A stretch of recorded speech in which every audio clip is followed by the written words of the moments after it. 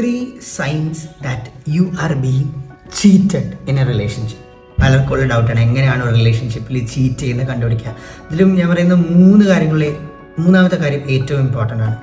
ആദ്യത്തെ കാര്യം, നിങ്ങൾക്ക് തോന്നുകയാണ് നിങ്ങൾ ആ വ്യക്തിയിൽ നിന്ന് ഇമോഷണലി ഡിസ്റ്റൻ്റ് ആയിക്കൊണ്ടിരിക്കും, അയാൾ നിങ്ങളിൽ നിന്ന് ഇമോഷണലി ഡിസ്റ്റൻ്റ് ആയിക്കൊണ്ടിരിക്കുന്നുള്ളത്.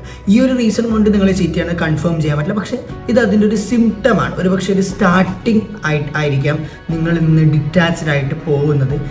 പതുക്കെ അയാൾക്ക് വേറെ കമ്മിറ്റ്മെൻറ്റ്സ് ഉണ്ട് എന്നുണ്ടെങ്കിൽ അയാൾ നിങ്ങളിൽ നിന്ന് ഒരു ഡിറ്റാച്ച്മെൻറ്റ് കാണിക്കാം. രണ്ടാമത്തെ റീസൺ എന്ന് പറയുന്നത്, നിങ്ങൾ ചീറ്റ് ചെയ്യുന്നു എന്ന ആ വ്യക്തി അക്യൂസ് ചെയ്യും. അതായത് അതിന് ഡിഫ്ലക്ഷൻ എന്ന് പറയും.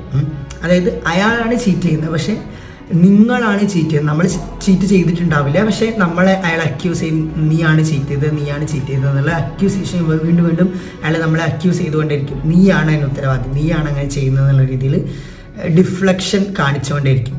മൂന്നാമത്തെ ആൻഡ് ലാസ്റ്റ് വൺ ഏറ്റവും ഇമ്പോർട്ടൻ്റ് ആണ്.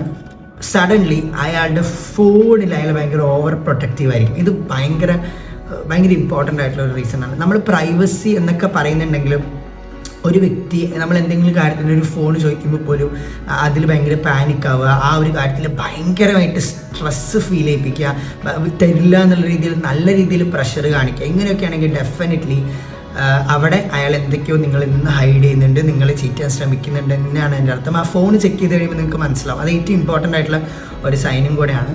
അപ്പം ഒരാളെ നിങ്ങൾ ചീറ്റ് ചെയ്യുന്നുണ്ടെങ്കിൽ it's better not to stay in that relationship. അപ്പം ലവ്, അട്രാക്ഷൻ ആൻഡ് റിലേഷൻഷിപ്പ് വീഡിയോസിന് വേണ്ടി don't forget to follow visual.